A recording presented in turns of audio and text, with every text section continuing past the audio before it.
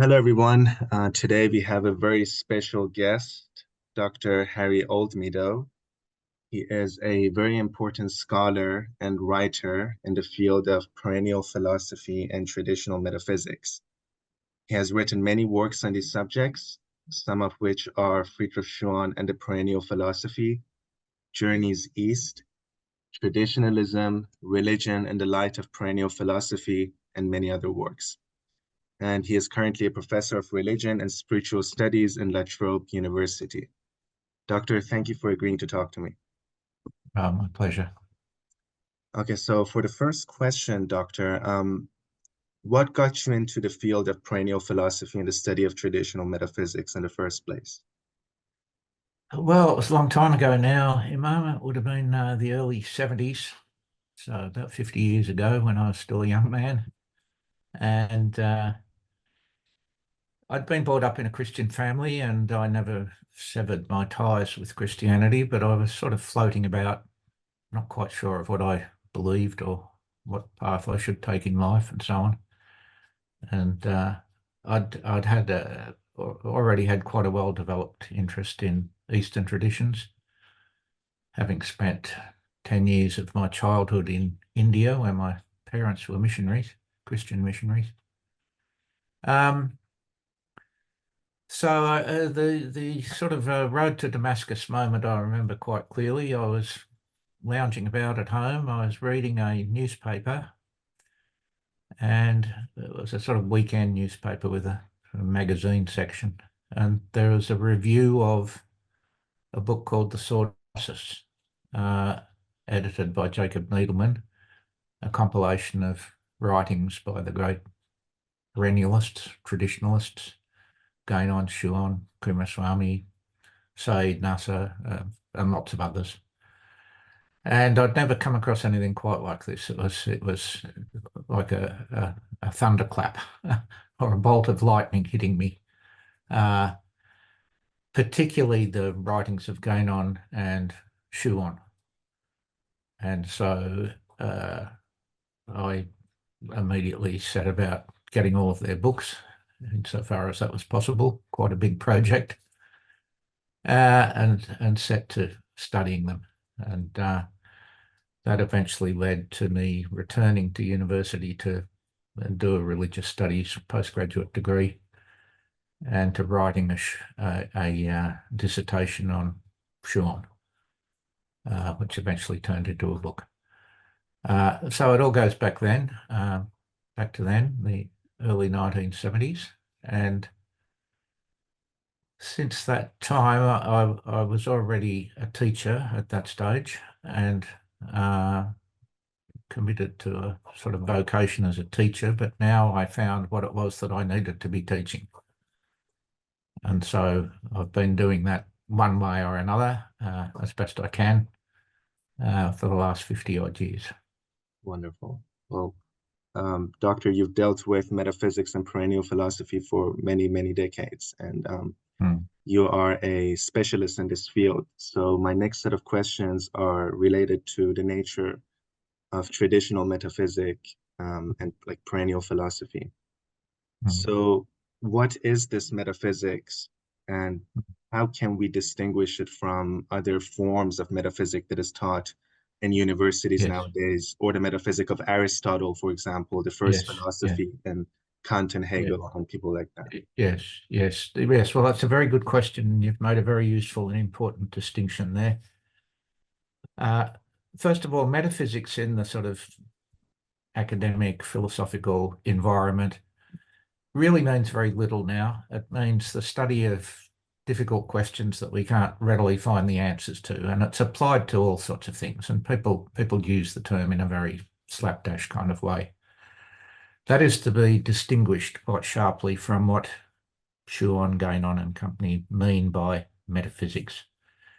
Syed Hassan Nasser calls metaphysics in a sort of capsule statement the science of the real with a capital R. Now, in the sort of profane philosophical world, as I say, metaphysics seems to mean the study of some abstruse problem which philosophers, thinkers have wrestled with for centuries, and to which there is no consensus about the answer to this or that question. And so you get the term metaphysics applied to, ontology and epistemology and all, questions about being and time and space and reality and so on. For the perennialists, metaphysics is in Nasser's term, the science of the real, which is to say it comprises a body of doctrines. Or if you don't like the word doctrines, you could say principles or axioms. Now, unlike profane philosophy, these axioms are not derived from cerebration, from mental activity. We don't find them by sitting down and thinking about them and applying logic. We certainly don't find them by resorting to, empiricism or rationalism, the sort of dominant modes of modern philosophy. These principles or these axioms, which never change, they're immutable. Where do they come from? Well, they come from two places. They come from revelation, which is to say, they come through divine communications of one sort or another. And we find them articulated in various ways in all of the different religious traditions. But they also come from what Schuon and others call intellection. Now, here's another term that's been much abused these days. When people talk about the intellect these days, they just generally mean someone who's clever, someone who's good at manipulating ideas, someone who has a certain mental agility, someone who's interested in ideas. This is an intellectual. Well, forget all of that. The intellect in the perennialist context is a human faculty capable of apprehending the divine, the suprasensorial, the absolute, use whatever term you like. So intellection produces gnosis, which is to say knowledge, wisdom of suprasensorial realities. Now, if you don't concede that there are transcendent realities or reality, if you don't concede that, you can't study metaphysics in the colloquial sense of the word, the mundane sense of the word. That metaphysics presupposes a belief in a transcendent reality. So some individuals, not many, and I'm certainly not one of them, but some individuals throughout time have had this experience which produces gnosis. Now, we can call it intuition, we can call it intellection, we can call it mystical illumination, we can call it enlightenment, depending on the tradition we're situated in or where we find ourselves. There are a whole lot of different terms to describe this. But this is to say that they come from a direct experience of a greater reality. So metaphysics is really the study of the principles that have been articulated, revealed by the great sages, the great mystics, the great religious teachers, the great philosophers in the full sense of the term, not just clever folk in universities who play around with ideas, but philosophers in the sense of philosophia, the love of wisdom. So metaphysics is integral to philosophy in its fullest and proper sense as we find it in, say, Plato or Thomas Aquinas or Ibn Arabi or wherever.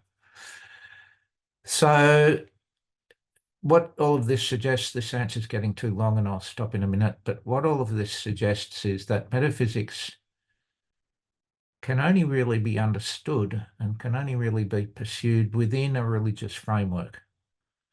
Now, in a certain sense, metaphysics takes us beyond a religious framework. We go through the religious framework to something that lies beyond religion. But except in very extraordinary circumstances, you can't bypass the religious context, the religious framework. So that's a short answer to your question about what is metaphysics. Thank you very much, Doctor. So, Right. does Aristotle's metaphysics, first philosophy, also is that also the pure metaphysic, which Guénon talks about? Like Yes, he says yes, that metaphysics nowadays deals with being, like it's mostly ontology, or yes, like um, Brahman. I think he yes, uses that word, not Ishvara. yes, So yes, yeah, so yes, it's not, it doesn't go beyond being. Like what about yes. Aristotle's metaphysic? Is that Yeah, look, I'm by no means an expert on Aristotle. I can't really say anything very sensible about Aristotle. I think looking at the ancient world, the premier metaphysicians, if we can put it that way, are uh, Plato and Plotinus. yeah, So their work has got a dimension that's not there in Aristotle. There's right, of course much that is invaluable in true. Aristotle, Yes, but there are certain limits to Aristotle's reach, so to speak. So if we want to really get into the heart of metaphysics, and I don't say that Aristotle is not a metaphysician, but the more profound metaphysics is to be found in Plato and true. Plotinus. Yes, That's my view anyway. I see. And what are some of the essential characteristics of traditional metaphysics? Yes, okay. This is a very big question and it'll be difficult to answer briefly, but I'll try. Um, I think the first thing to be said about it is that metaphysics, properly speaking, is objective, which is to say the sort of limits of subjectivity, both in an intellectual sense, in an emotional sense, in a spiritual sense, the limits of individuality, subjectivity have to be overcome to really reach a full understanding of metaphysics and of metaphysical principles. Now, again, I, of course, don't pretend that I myself have done that, but I can see that certain people have. True. And so recognizing the great metaphysicians of the ages and the different traditions is really the first step. Now, once you've got a grip on that, once you know where to turn, then of course you can read the relevant texts and at least get a mental understanding of uh, what metaphysics reveals. Um, so objectivity is important. Metaphysicians aren't in the slightest bit interested in creating a new philosophy. You know, when we look at the history of Western philosophy in particular, it's this kind of series of people, not all of them, but it's most of them, and more and more as we get down to the modern era, more and more people who claim to have found some key to unlock the mystery of existence, which no one has previously known about. Now we've got this, we've discovered this, we've discovered that, whether it's Hegel or Kant or Marx or whoever. Here is a new way of understanding things. We've been confused in the past because we've had made mistaken ideas and superstitions and so on. But now we can see how things really are. No metaphysician would ever say such a thing. There's the whole idea of sort of originality in the not in the proper sense, because of course originality means connected to the origins, which Yes, traditionalists and perennialists are entirely in favor of. But originality in the sense of innovation, of novelty, something new. Metaphysics doesn't deal in novelties and innovations. It deals with things which have always been true and always will be true, with these unchanging principles and axioms.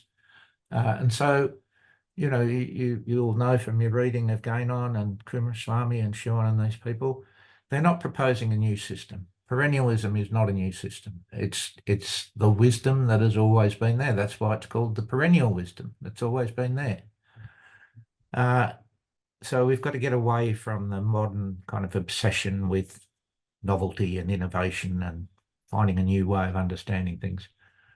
Uh, the third thing I think I'd mention, just to finish answering that particular question, is that for metaphysicians proper, that is to say, people who have had the experience and the direct apprehension have got gnosis in the fullest sense of the word. So not just sort of mere scholars who have studied books and so on, but people who've had the direct experience have a certitude about the truth of these metaphysical principles, axioms. They know that that is where the truth lies. And so you get a certain kind of implacability, a certain kind of adamantine certainty amongst, it's most obvious in Guénon because he combines it with a certain sort of combative tone. So, and he says quite clearly, that people who have had access to divine wisdom have got every right to be certain, and they don't need to engage in debate and argumentation, and they're not trying to prove something. They know it, and they explain it, they reveal it as well as they can, and then the rest of us, we either understand what they're saying or we don't, and that's all there is to it. As Schuon says in one of his delightfully aphoristic phrases, if metaphysics could be taught to everyone, there would be no atheists. But metaphysics can't be taught to everyone.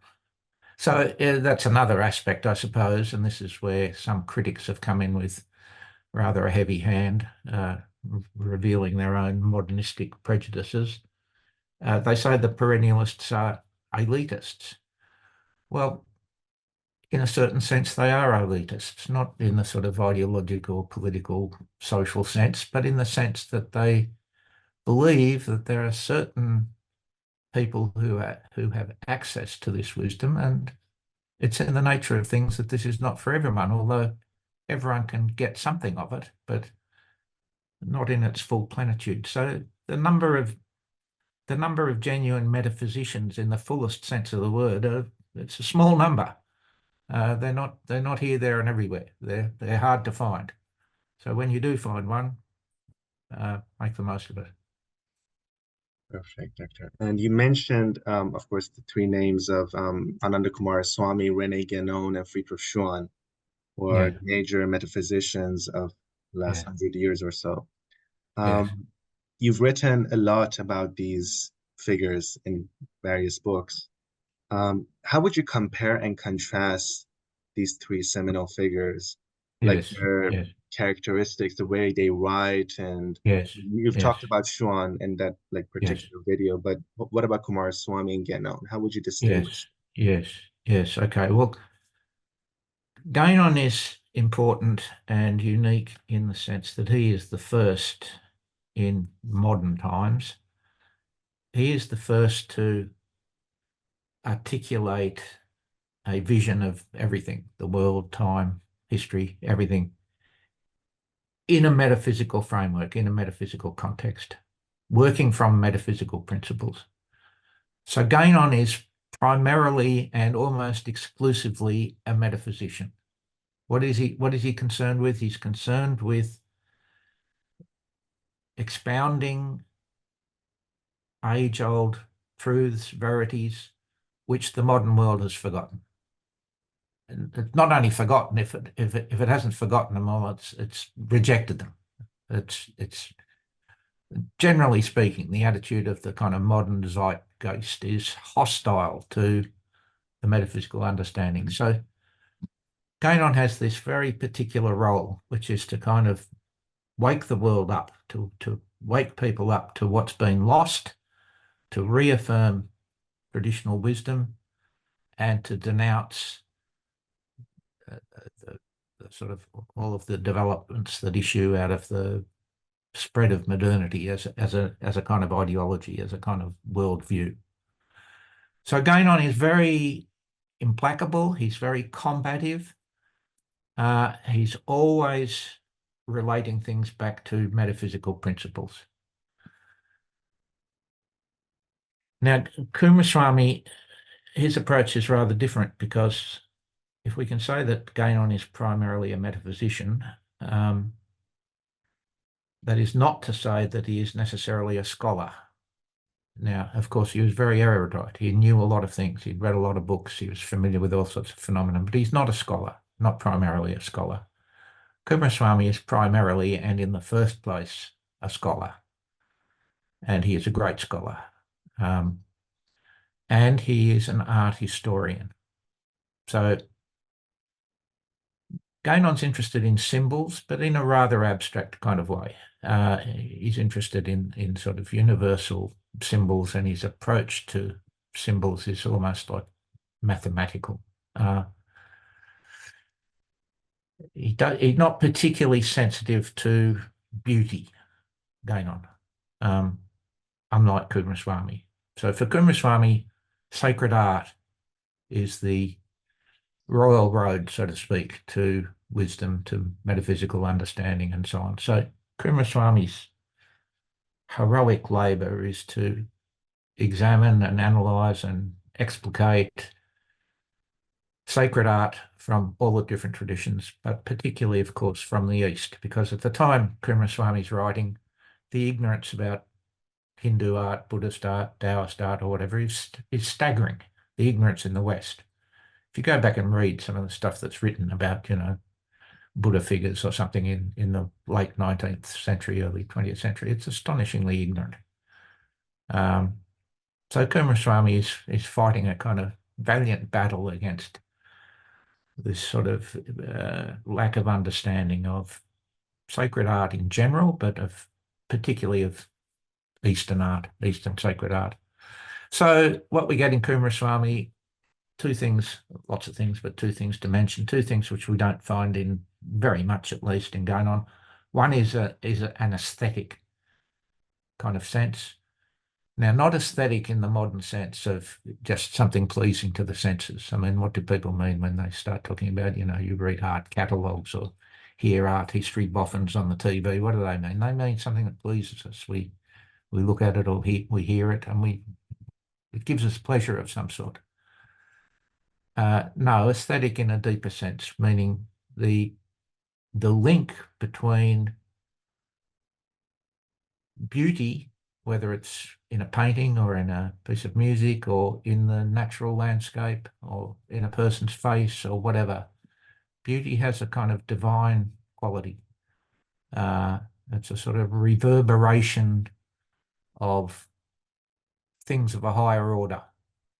So Coomaraswamy uses the study of art to explore metaphysics.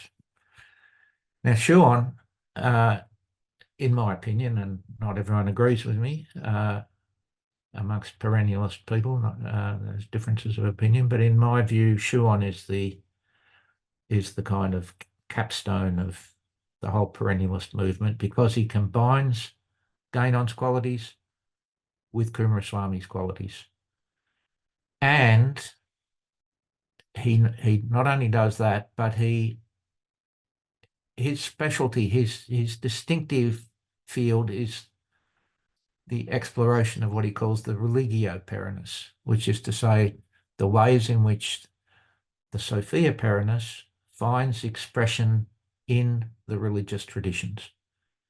And of course, he has also given us the most masterly work on the whole issue of religious pluralism. Why are there so many religious traditions, and how do they relate to each other, and what are we to make of their formal differences, even their formal antagonisms? Schuon's addressed these sorts of questions in a peerless fashion. So that is why I think he is the kind of culmination of the whole perennialist movement, and he takes up a whole lot of issues and themes that Guénon and Coomaraswamy had introduced us to, but he develops them and opens them out in a very full kind of way, a semi-miraculous way, really. So yes, those three each have their own distinct role to play, and they're complementary. Some people in perennial circles are intent on trying to find differences and arguing about who's the greatest and who's the last word and who's the final authority. I mean, these arguments are ridiculous. Yeah. That as far as the fundamental issues are concerned and the basic principles are concerned, Gainon, Kumaraswamy and Schuon are all on the same page. Now, that doesn't preclude the possibility of having disagreements about this or that phenomenon, but they're not disagreeing about principles. They're disagreeing maybe about, historical phenomena of one sort and another, this doctrine or that school of art or whatever. That's okay. That's fine. It's not fundamental disagreement. Yes, Fundamentally, they're in complete agreement. right. With Sean, as you say, he brings the psychic element more into play. Like Yes. aside from his erudition, he is, Yes. Now, this is a very good point you've made, and that's something I haven't said anything about, but it's very important. That is the other aspect of Schuon's works that is not there really in Gainon or Kumaraswamy. We get traces of it here and there, but it's not in the foreground. Schuon is concerned with the spiritual path, with the spiritual way. So his writings are directly addressing the question of how we must live our lives. Not just how should we understand things, how should we see things, but how we should live our lives. And of course, as far as Schuon is concerned, that means committing ourselves to a particular spiritual path. So Schuon is a great religious and spiritual teacher in a sense that Gainon and Kumaraswamy aren't. so he has this method and a doctrine. Yes, yes, But that's the right. other two, like Ganon, focuses more on the intellectual aspects and the Yes, theoretical aspects rather than a method, and like yes, Kumaraswamy as well to some extent. yes, yes. Okay. And you can see this in their lives. Gainon had no disciples. The Mhm. people came from all over the place, said, "Oh, we want to be your disciple. Please initiate us." He said, "No, no, I'm not a spiritual guide. That's not my role." And same with Kumaraswamy. Whereas Schuon, he's a sheikh and he's a spiritual guide. He had a spiritual community, uh, mainly Islamic folk, Sufi oriented type people, but he had Christian followers and Hindu followers and Yes. Taoist followers. Mm. And Doctor, this brings us to my last question related to metaphysics, and Mm. that is, Kumaraswamy had written in one of his articles that symbolism is the precise language of metaphysics. Yes, yes, What does this yes, mean? yes. This is another very good question, and it goes back to your earlier question about some of the characteristics of metaphysics. And I didn't mention this, so this is a good point you've raised, Imam. Uh, the perennialist understanding of things, and I would say the metaphysical understanding of things, no matter where we find it, but we'll just confine ourselves to modern day perennialists for the moment. The perennialist understanding of things is that there are degrees of reality. There are kind of levels of the real. So to put the matter in the simplest terms, there's the absolute, which is kind of beyond conceptualization, beyond words, beyond forms. Very difficult to say anything about it. It's what Eckhart called the beyond being. God is being, but there's even beyond that. There's something beyond being. So that's the highest level. Then we come down to the sort of the theistic level of deity or deities, down to the level of the logos, where we find incarnations and avatars and all that sort of stuff. And we come down, psychic level. We've all got it. We've all got a psyche. We've all got this domain within us, so to speak, a kind of a dimension of the human condition which we can't see and we can't investigate empirically, but we know it's there. We dream, we have all sorts of experiences down to the physical level. Okay, so these different levels of reality are not entirely separated. They're all related to each other, and each level reflects something of the levels above. So how are we to know about things which we can't see and feel and taste and smell, things that aren't accessible to our senses? How are we to know about? How are we to discuss those? How are we to think about them? Well, the only way we can do it is by way of analogy or by way of correspondence. And in fact, the perennialist view is that the natural order, the world of nature, is actually a kind of revelation. It's what some scholars have called a theophany, a revelation of God. The natural world is a kind of teaching or a kind of text.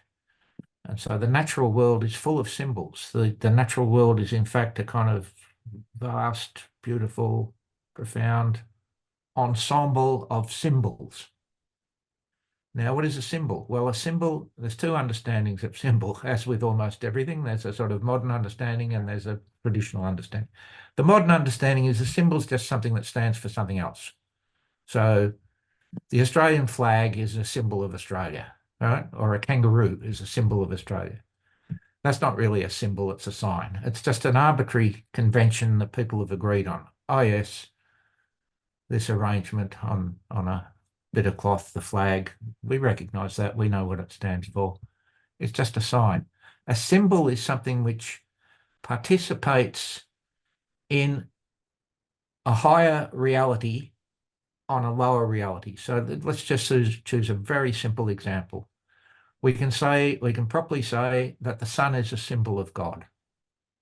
Why is the sun a symbol of God? Well, not for a whole lot of arbitrary reasons, or not because we've just made a decision that that's how it's going to be.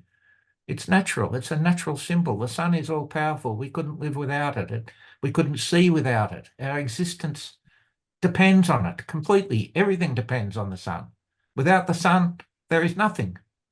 So, of course, people all over the world in different cultures identify the sun with God, or if you don't like that word, with some absolute reality, some transcendent reality. It's a kind of natural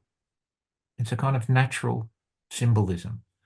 So, to get back to Kumaraswamy's point, with metaphysics, we're writing about whatever, studying realities which are not amenable to empirical investigation.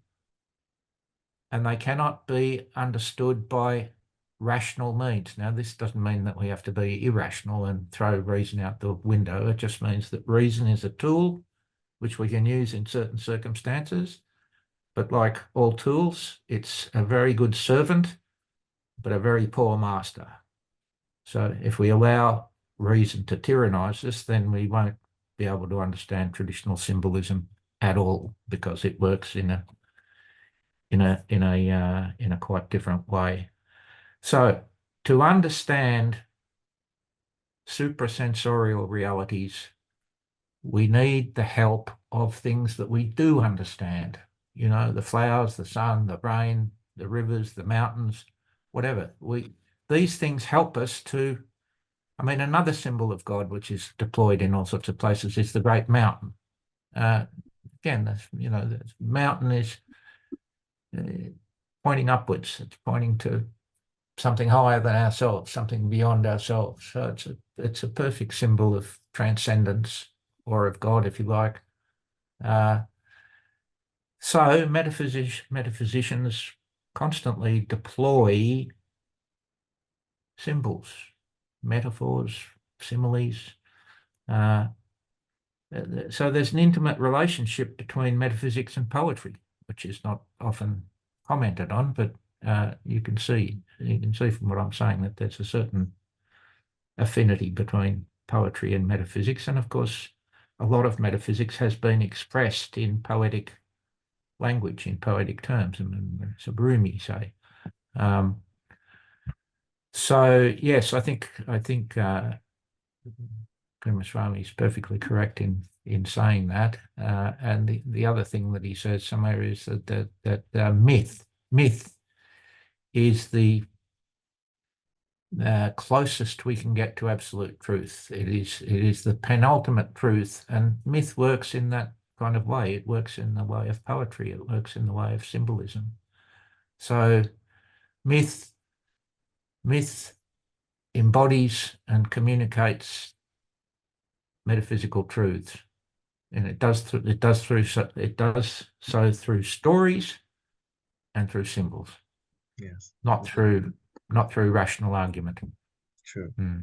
And that's why, like Kumaraswamy says, that the highest level of truth is mythical reality. Yes. Yes. Yes. The next set of questions that I wanted to ask you, Doctor, deals with the crisis of modernity.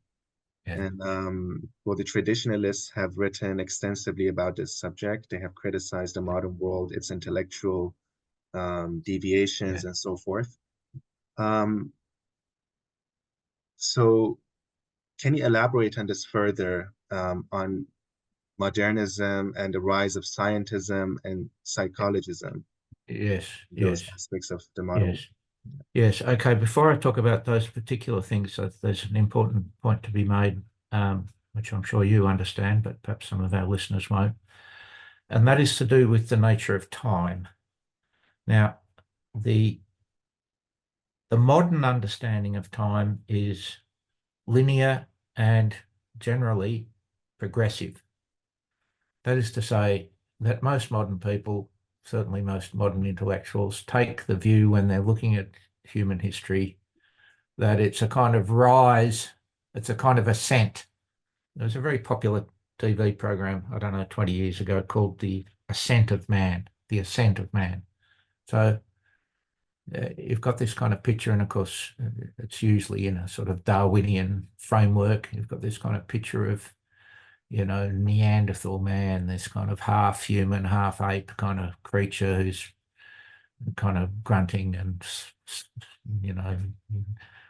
wielding a club or whatever, grunting, can barely speak. Gradually, humans arise, develop, civilizations appear. The assumption is that things get better over a long period of time. So, we know things now that the ancients never knew, all sorts of things which they didn't know, we know. So there's this sort of progressive framework. I'm hurrying along here. I hope I'm making some sort of sense. Gainon, in The Reign of Quantity, which I think is his most important book, expounds the kind of doctrine of cycles, which is a traditional doctrine to be found in a lot of different places, but in its fullest expression in the Hindu tradition, whereby the whole cosmos, not just planet Earth or human beings, but the whole cosmos goes through sort of a series of cycles. Now, far from things getting better. So one of the sort of great dividing lines between the traditionalist understanding of things and the modern understanding is to be found in their divergences on the question of time. So Gainon uses the Hindu doctrine of cycles to elaborate a kind of picture of decline that goes on over a long period of time. The doctrine of cycles is about the different ages and how one cycle moves into the next and so on. And it's a kind of cosmic, doctrine, not just affecting humans and planet Earth, but we can leave all that aside for the moment. So the traditional understanding is that things are at their best at the point of origin, and that things that then inevitably over a period of time decline and deteriorate. So you can see this, for example, in the attitude and understanding of religious devotees in all of the different traditions. When is the best of times? The best of times is the revelation, the moment when the teachings were made known and became available. So, for Christians, it's when Christ is walking on the earth, or for Buddhists, when the Buddha is walking on the earth, or for Hindus, the time of the ancient rishis and the revelation of the Vedas, and so on. The modern view, on the other hand, tends to be progressivist, which is to say the general sort of understanding is that things will improve, things will grow, they'll develop, they'll become more sophisticated, and yes, there'll be bad things happen and things will come up and down, but in general, things are getting better. Now, this is tied in largely in the last 2 centuries with Darwinian evolutionism, which perennialism rejects completely. Not that all theories, not that all aspects of the theory of evolution are wrong, but the most important ones are wrong. So things change over time, and yes, the world's so many billions of years old, and yes, different creatures have appeared at different times. That's all fine. We can accept all of that. What we can't accept is the notion that human beings emerged from some sort of primeval slime by way of, amoebas and whatnot, and eventually we end up with man. No. Man doesn't rise out of the dust. Man descends from heaven, is the traditional way of thinking about things. So with this progressivist kind of understanding of time, this really takes root in the Renaissance in the West, in the modern West. So when I'm talking about modernity or Gainon or Schuon or whoever, when talk turns to modernity, we're not talking about the last 50 years or the last 100 years. We're talking about the last 500, 600, 700 years. We're talking about the post-medieval world. Modernity starts with the Renaissance. Now, since the Renaissance, we've had all of these upheavals in Western intellectual life. And by now, this has spread pretty well all over the world, but it starts in Europe. So what are the main developments here? What are the main landmarks, so to speak? Well, let me just mention a few. So what do we all know about the Renaissance? Humanism. Man is the measure of all things. The human individual is the center of the world. And everything can be understood in kind of human terms. This idea is not entirely new, but it's never had the sort of tyranny that it's had since the time of the Renaissance. We find the emergence with the scientific revolution of materialism in the philosophical sense, the idea that, more and more philosophers seriously believing that matter is the substrate of reality and that everything else, what we talk about in religious terms or spiritual terms, these are just epiphenomena. They're just things that arise out of the changes in the material circumstances. Of course, Marx is one of the great materialist philosophers. We get the rise of scientism. That this is a tricky area because people often say to me and to other perennialists, "Oh, you people are anti-scientific. You've got your head in the sand. You don't want to know about modern science." No, that's not the case. What perennialists are opposed to is scientism. That is the ideology of modern science, the sort of philosophical assumptions that modern science is built on. Now, science, of course, has made some useful discoveries. No one denies that. Science has got its compensations. That science is legitimate. People have been engaged in what we call science for centuries, millennia, all over the place. You think of the ancient philosophers, some of them were natural historians. They studied natural history. That was their term for science. Scientism is the assumption that reality can be explained by empirical, rational, experimental means. Now that's a philosophy, that's an ideology, and that's what the perennialists are against. Not against science as such, not against scientific discovery, not against this, that, or the other, but against the assumption that science can explain reality. As we have it in, Richard Dawkins or some of these other clowns who are about the place, telling us why religion is just superstitious and mumbo jumbo. They do it by appealing to the authority of science and, come up with all sorts of ludicrous theories, the selfish gene or whatever. So scientism is another important development. Now, in the last 100 years or so, these other things I'm talking about, humanism, materialism, scientism, they've been going on for hundreds of years, a long time. But in the last 100 years or so, 150 years, we've also got the emergence of relativism. And I suppose Nietzsche is the first one to introduce this kind of strain in Western philosophical thinking, and it reaches its kind of apogee with, the postmodernists, the deconstructionists, Foucault and Derrida and all these people. What are they telling us? They're telling us there's no absolute truth. There's no objective truth. There's just perspectives. There's just ways of understanding things. As Nietzsche said, there's no philosophy, there's only philosophers. And philosophy is a kind of, all philosophy, I can't remember his exact words, but something along the lines of, all philosophy is disguised memoir. It's really a sort of, it's really about the philosopher. It's really about the neuroses and the hang-ups and the problems and the preoccupations of the individual philosopher, and it doesn't lead to truth.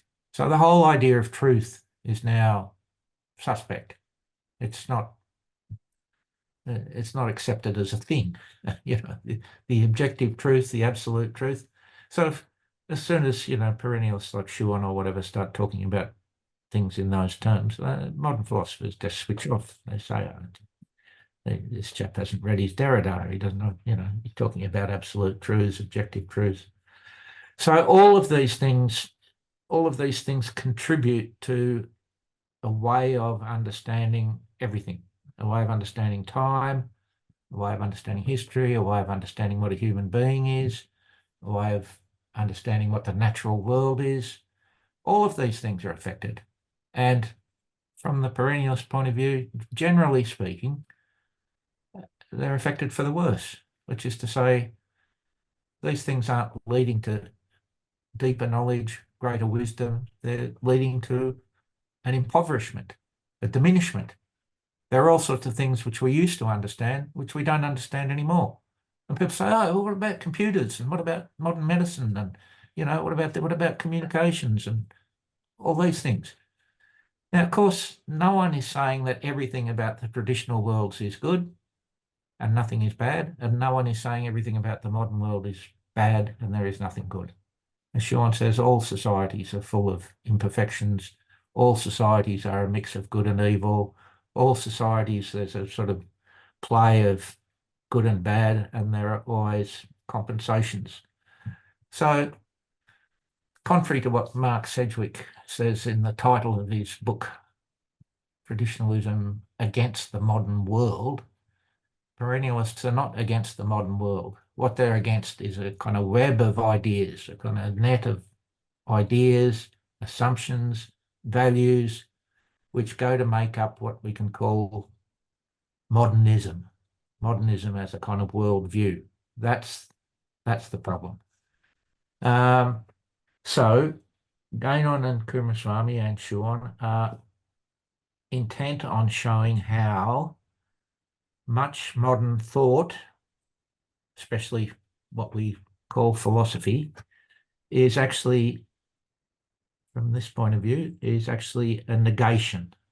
It's not, this is particularly strong theme in Gainon, that all of these modern kind of ideologies, whether it's Marxism or Freudianism or psychoanalysis or Darwinian evolutionism or whatever, we think, oh, we've got this wonderful smorgasbord, all these different ideas, all this sort of plurality of philosophies and ideologies we can pick and choose and so on. We're way better off than we ever were before. Everyone back then was mired in kind of religious superstition. All of these ideologies are really variations on a theme, as far as Gainon is concerned. And the theme is the theme is essentially a negation of tradition. It's a rejection, a repudiation of everything that people have believed everywhere, always, until the last 200 or 300 years, starting in Western Europe. So from Gainon's point of view, modernity, whatever benefits it might have, and no one's denying that there are some benefits, Modernism is a negation. It's a destruction of what was there before. Now, when you understand things in these terms, well, everything looks different. Everything looks different. And for example, one idea which you'll, if you get a grip on what's going on, is saying a big idea which influences nearly everyone, which you can throw in the rubbish bin immediately and leave it there forever, is the idea of progress. Because what's the idea of progress? It's the idea that things are getting better, that we know more and more. Guénon says, no, we don't know more and more. We know less and less. Guy Eaton, I don't know if you've come across Guy Eaton, the British Sufi, he says, our ignorance of what really matters is as prodigious as our knowledge of trivialities. He also says somewhere else, we know more and more about less and less. So yes, we know things that no one else knew previously about, the mechanics of nature or the subatomic particles or whatever. People didn't know that. They didn't know how to build computers. They couldn't send rockets to the moon. But they understood something more important. They understood something more fundamental. A medieval peasant or a Kalahari tribesman in Africa or a Native American in the Great Plains of the West, they knew something that modern man, on the whole, has forgotten. So if we take these ideas of Guénon and Sean and these other people, if we take these ideas seriously, what we need to do is completely reorganise the way we think about pretty well everything. Now, your question, just to finish off, your question, you mentioned the issue of psychologism.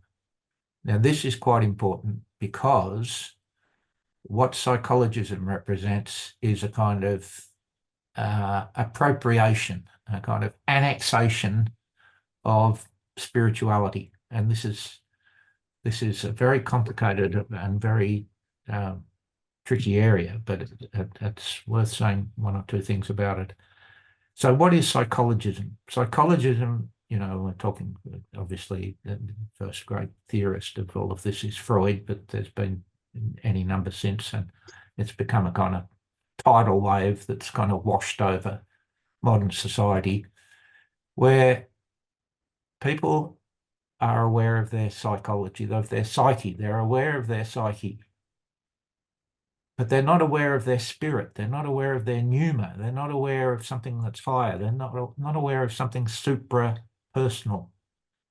So psychology becomes fixated on the subjective, on the individual, and in this sense, it's related back to the individualism and the humanism of the Renaissance. There were seeds sown back then which came to fruition in their rather noxious outgrowths in the thinking of Freud and all the people who followed him, because psychology, and there's all, the whole sort of new age kind of wave is really a form of psychologism, because what it I don't want to say they're all bad or whatever. I have to talk in reckless generalizations given the limits on our time, but so I just want to make the general point that the new age stuff is really a form of psychologism, because it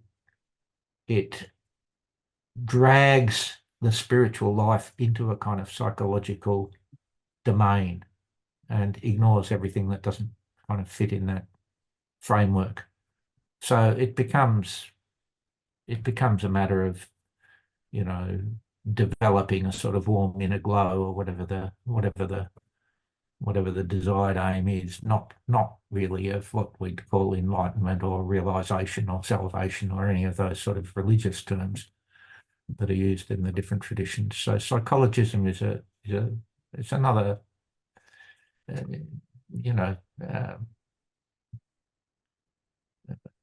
pervasive kind of fog that modern society lives in, where people think, I can get myself sorted out and I can live a good life. I can lead a healthy, productive life. All I need is a little bit of psychological help, or if things are really bad, a bit of psychiatric help. Not realizing that that's at best can only provide a very limited provisional answer. So I don't say all modern psychology is useless or totally bad. That would be harsh and unfair.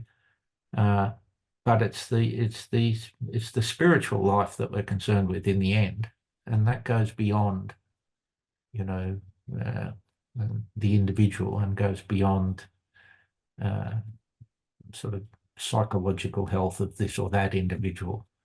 Yeah. So psychologism's it's a very mixed thing, of course, and as I say, I'm talking in very reckless generalizations. But anyway, I think you get the general point about Yes, well, Doctor, psychologism. you have summed this up in a remarkable manner in your book on Friedrich Schwann.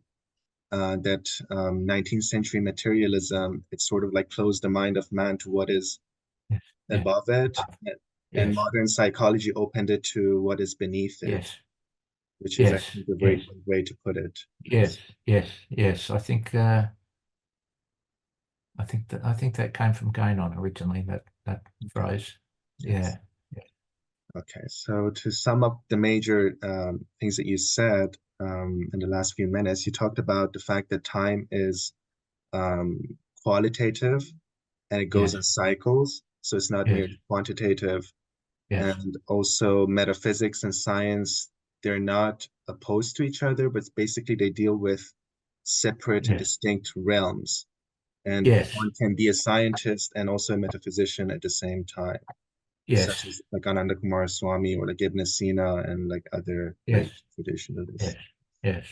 The point I'd like to make there is that the trouble with a lot of the debate and discussion about religion, again, talking in sort of very big categories, but Yes, a lot of discussion about religion and science and how they're to be reconciled. Now, the problem with a lot of people who are interested in this question and in this discussion and debate is that they think that what we're dealing with here are two equal partners and they've got to compromise. They've got to find a way of respecting and acknowledging each other and finding some common ground and getting along fine. This is what the Theosophists wanted to do. That was one of their great aims back in the late 19th century, to reconcile science and religion. Uh, Science and religion can't be reconciled in that facile sense because they're not commensurable. So religion is not opposed to science, but religion can contain science, so to speak. Science can't contain religion. So the most fruitful discussion can emerge when people acknowledge that the religious framework and beyond it, the metaphysical framework is very much larger and more all-encompassing as compared to the scientific frame. So science is, yes, as we've been discussing, it's a completely legitimate activity to investigate the workings of the natural world. And, whether that's the human body or plants, animals, stars, whatever, there's no problem with trying to understand that in all sorts of different ways and using the tools that science provides. That's all fine. But it only gives us a very limited domain of knowledge. Religion and metaphysics takes us beyond that. So it's not a matter of compromising and conceding, and it's not a matter of trying to find a sort of the least offensive middle ground. That won't work. That's like saying to a man who says, 2 + 2 = 4, and this chap over here says, no, 2 + 2 = 5. I'll say, well, look, let's get on. Let's agree about this. Let's be friends. Let's agree that 2 and 2 = 4.5. yes, Well, and that's absurd. 2 and 2 = 4, and it doesn't matter how much discussion and negotiation and concession you make. yes, You're not going to change the fact that 2 + 2 = 4. yes, And the person who understands that 2 + 2 = 4 is in a better, more well-informed, superior position to the person who says no, 2 + 2 = 5. So that's a sort of throwaway comment about the debate about science and religion. yes. There can Yeah, be no personal opinions in the truth, basically. That's That's right. right. That's Yes. right. Yeah.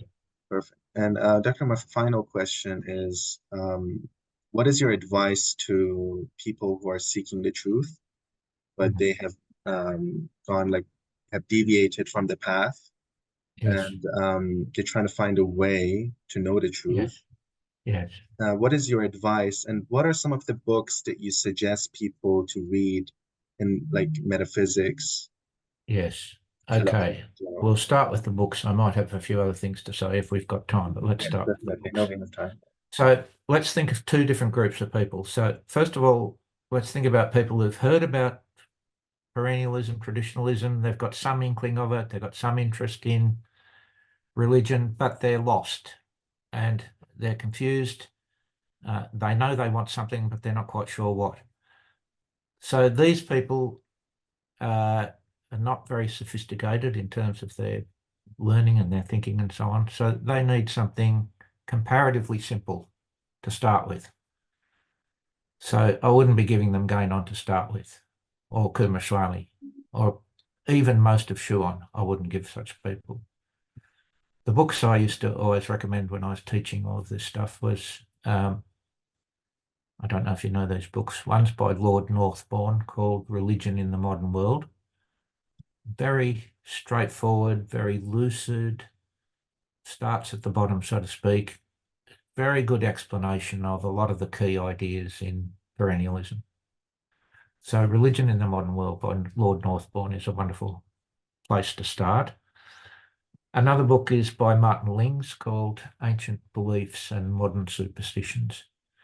It's probably a little more challenging than Lord Northbourne's book, but it's on the same sort of level and a good place to start. For readers who are a little bit further along the path, I think one of Schuon's most accessible books, largely because of the style in which it's written, is Spiritual Perspectives in Human Facts, one of his quite early books, a beautiful, dazzling book.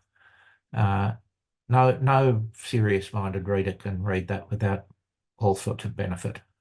So I'd recommend that also as a sort of early reading. Now, for people who are a bit further along and who want to delve into things at a deeper level and more complex, more difficult kind of reading, as I think I said before, Gainon's Reign of Quantity, I think, is his most important book, and I think all of that is most important in Gainon is in that book. Now, that's not to say there's not a lot to be gained by reading his other books, but I think if you read Reign of Quantity carefully and you understood it, you would have got Gainon's basic message. So Reign of Quantity is everyone should read Reign of Quantity sooner or later. Everyone is interested in metaphysics, but not at the beginning, because it is difficult. Some people will be able to read it straight away, but a lot of people, I've had this experience a lot of times with students who've tried to read the Reign of Quantity. They say, "This guy's mad. This guy's off the wall. This guy's, I can't make head or tail of this. He says all sorts of unbelievably extraordinary things." So he's difficult. But for serious inquiry and exploration, the Reign of Quantity, Kumaraswamy, there's all sorts of things that can be read, but most of his most important essays about metaphysics are in the volume Selected Papers, Volume 2, which is called Metaphysics. So some of his most profound essays are in that volume. There's also a world wisdom publication called The Essential Kumaraswamy. That's also very good. As far as Schuon goes, I think all of Schuon's books are wonderful. They're all, full of treasures. But if one were limited in one's reading and one could only read a certain number of books, and if one were really intent on getting to the bottom of metaphysics, I'd say 4 books I'd recommend in particular. Logic and Transcendence, Esotericism as Principle and Way, and A Survey of Metaphysics and Esotericism. Those three those three, I think, are the densest and weightiest of Schuon's books. Of course, there are other aspects of Schuon that we might want to familiarise ourselves with that are better found in other books. But as far as metaphysics goes, those three books are crucial. For people who are really interested in the sort of religious pluralism and the relation of the religions and all that, Schuon's first book, the first book in English anyway, The Transcendent Unity of Religions, is where he lays out the whole kind of basis of the perennialist understanding of religion and the religions. If I could just recommend one other book, people who are interested in sacred art and have got a more aesthetic kind of sensibility, Titus Burckhardt is the man, along with Kumaraswamy. Burckhardt is probably a little more accessible, a bit less densely laden with Technical. footnotes and all sorts of minutiae and endless elaborations. Burckhardt's a bit more direct. He's a very profound writer, but a bit more direct in some ways than Kumaraswamy. His book, Sacred Art, East and West, is a very accessible book that anyone can understand. Some of his other writings are more challenging, but he after the three we've been talking about, going on Schuon, Kumaraswamy, Burckhardt, I think is the next Yes. most authoritative Also perennialist. Professor Nasser as well, like after. Nasser would be the other one, and of course he's the only one that's still alive. Yes. He's still with us. So from my point of view, Nasser is clearly the most authoritative perennialist in the world Yes. today. And of course he's the last of the people who are sort of born in the shadow of Gainon and Kumaraswamy, who were born back in the 1880s. Yes. Yes. So Nasser's a kind of link, it's a kind of Yes. living link between now and the early 20th century when these people started writing in the first place. So And he was a uh, close friend of Schuon as well. So he was basically, yes, yes, yes. yes, yes, and he has been the uh, principal expositor of Schuon's work, especially in the academic world, but more generally. But there are two other people who've also been very important in kind of spreading the word, so to speak, as far as Schuon's work is concerned. The American comparative religionist Houston Smith and Patrick Lord. I don't know if you're familiar with Patrick Lord. Yes, yes, yes, of Yeah, course. yeah, Yeah. yeah. His recent book on Schuon, which is called Keys to the Beyond, Yes. is I think along with Nasser's introduction to the Essential Frithjof Schuon, which is a compilation of Schuon's writings. There's quite a long introduction to that book by Nasser. It's wonderful. Yes. Uh, Patrick Lord's book, I think, is probably the next best Yes. kind of scholarly, philosophical explication of Schuon's work. So he's an important figure too. Of course, there are others, but we haven't got time to go into all of that. Of course, your work is also, your book on Schuon is also a great way to get into Schuon's like ideas and doctrines. I Uh, found that book to be very helpful myself.